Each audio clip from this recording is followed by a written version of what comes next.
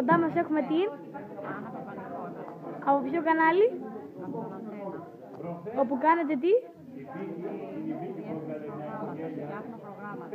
Α, ωραία. Πείτε μας, γιατί συνεδριάσατε σήμερα εδώ?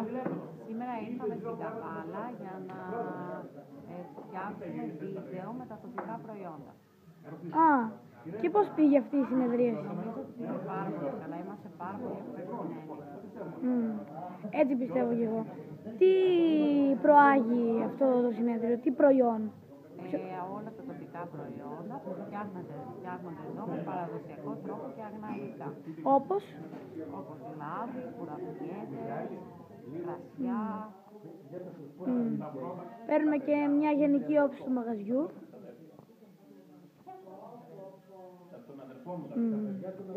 Ωραία. Θέλετε τίποτα άλλο να μας πείτε?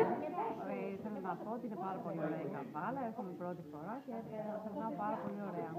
Σας ευχόμαστε καλή συνέχεια. Να είστε καλά, σας ευχαριστώ πολύ για τη συνέντευξη. Γεια σας.